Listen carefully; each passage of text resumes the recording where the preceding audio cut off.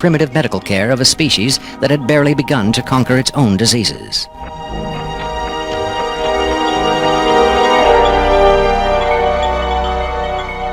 But as we will hear, there are those who claim that to the aliens, death is not a final end to be feared, but a mere transition. It was in the late 40s and early 50s that the U.S. government's policy toward UFOs was formulated. Publicly, there was Project Blue Book, which made a great show of gathering data on all the major UFO sightings, finally declaring them all to be hoaxes, mass hysteria, or swamp gas. But secretly, there may have been another policy at work.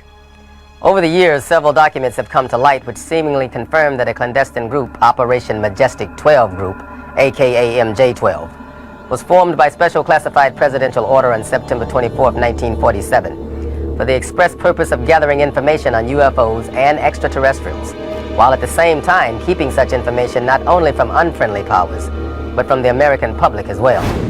If indeed Area 51 has become the nation's repository for alien technology and possibly alien visitors, then the extra-constitutional justifications for such secrecy were developed in the MJ-12 Group's planning sessions. James B. Forrestal, Secretary of Defense under President Harry Truman, is widely accused of being the mastermind behind the creation of MJ-12. Once created, Majestic may have expanded its mandate beyond what Forrestal had intended. Whatever secrets Forrestal may have known concerning flying saucers and alien visitors, that knowledge died with him when in 1949 he mysteriously plunged to his death from a window at Bethesda Naval Hospital. Though he was being treated for depression, many UFO researchers doubt that his death was a suicide and point to the sinister workings of the possibly mythical MJ-12, which in their hypothesis may have been protecting its secrecy from a man who had come to believe the people had a right to know. As late as 1989, according to Bob Lazar, the identification badges at Area 51 read MADGE for Majestic.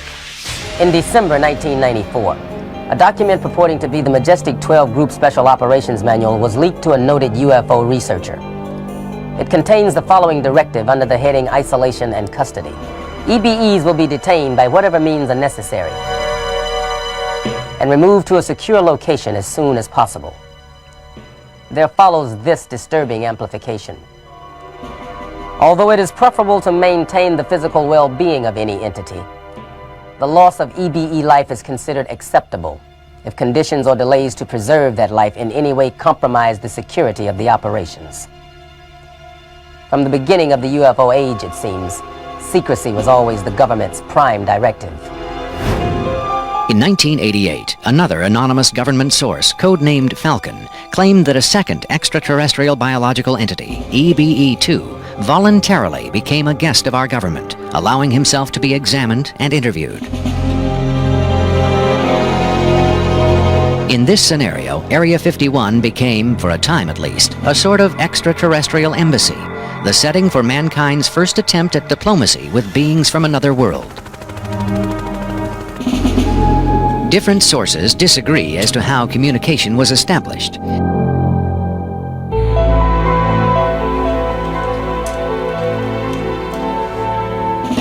There is universal agreement that the EBEs are incapable or unwilling to speak human language. In addition to the pictographs used by EBE-1, it has been reported by Falcon that in the early 1950s, EBE-2 was fitted with some sort of artificial voice box, allowing him to speak words, and that he learned the English language very rapidly. Other sources doubt this story, however. By our kind, do you mean we Americans? What has been reported most persistently is that the aliens communicate via thought projection, or telepathy. Would have been tortured, made to give up their secrets, instead of questioned in this friendly manner. We cannot be forced to communicate. Has it been tried? Not by us. We speak to who's ever willing to listen. The idea of telepathic communication with alien beings carries with it the same doubts and controversy attached to telepathy itself. Do the practitioners of this ancient art really have the ability to read minds? Or are they crafty charlatans who simply tell the listener what he or she wants to hear? If the cynics are right, then the self-proclaimed telepaths recruited by the government in the 1950s were playing an astoundingly daring hoax by claiming to speak for the mute visitors from the stars.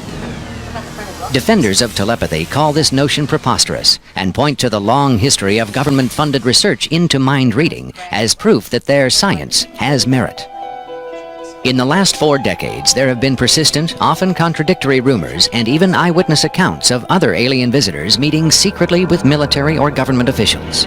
But what about today? The Tester Corporation has recently come out with a model kit of Gray, the extraterrestrial life form, and a scale model of the so-called sport model, the UFO Bob Lazar says he studied at Area 51. This UFO kit has quickly become one of the most successful model kits in the history of the company. If the military is, in fact, conducting tests of extraterrestrial spacecraft at Area 51,